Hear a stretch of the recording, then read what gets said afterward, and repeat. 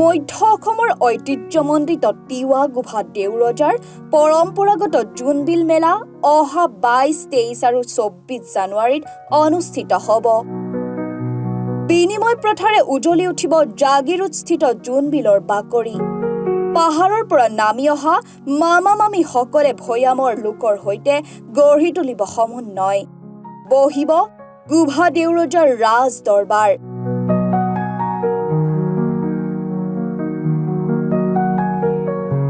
য'ত মধ্য অসমৰ প্ৰতীকী ৰজাসকলক ৰাজভাত্ৰা প্ৰদান কৰিব অসমৰ মুখ্যমন্ত্ৰী ডক্টৰ হিমন্ত বিশ্ব শৰ্মাই। এই লৈ ব্যৱসায়িক প্ৰতিষ্ঠানসমূহেও ইতিমধ্যেই নিজৰ অস্থায়ী বিপণীসমূহ গঢ়ি তুলিছে। লগতে ঐতিহাসিক মেলাখন সাফল্যমণ্ডিত কৰিবলৈ প্ৰস্তুতি প্ৰায় সম্পূৰ্ণ হৈছে বুলি জানিবলৈ দিয়ে মেলা পৰিচালনা সমিতিৰ সম্পাদক জোৰ সিং বৰদলৈয়ে।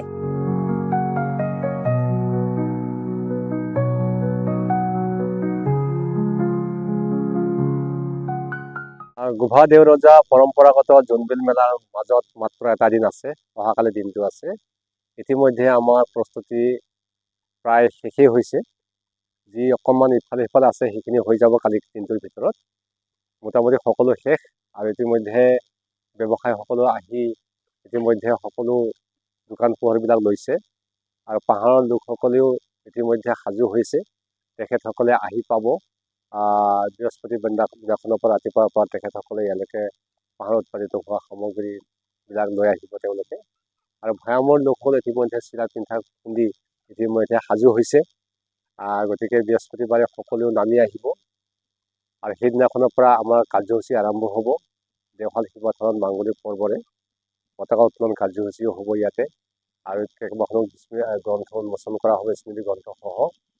আৰু আমাৰ সেইদিনাখন প্ৰাণৰ শিল্পী জুবিন গাৰ্গৰো আমাৰ শ্ৰদ্ধাঞ্জলি অনুষ্ঠান এটা আমি আয়োজন কৰিছোঁ।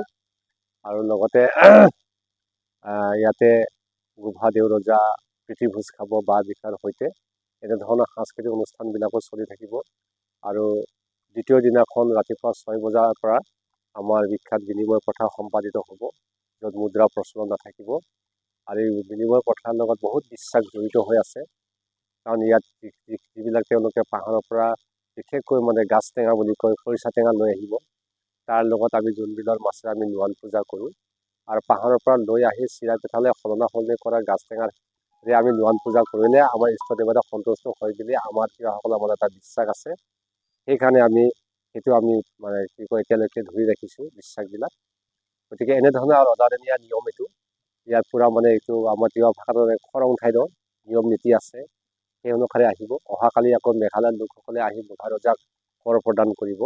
তাৰপিছত তেখেতসকলে বৃহস্পতি শুকুৰবাৰ দিনাখন মেলালৈকে গুচি আহিব। এই নিয়ম আমাৰ আছে।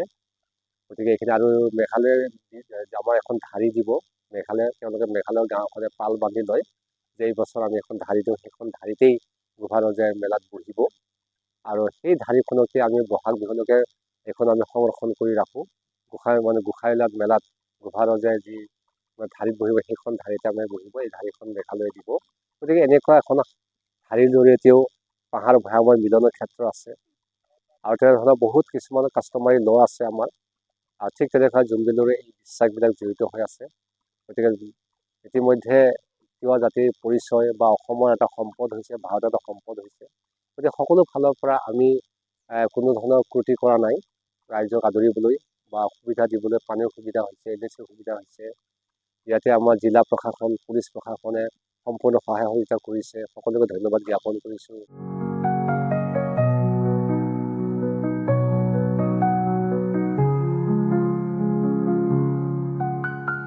জাগিৰোডৰ পৰা হিমু বৰাৰ ৰিপৰ্ট, এনি ভাৰত 24।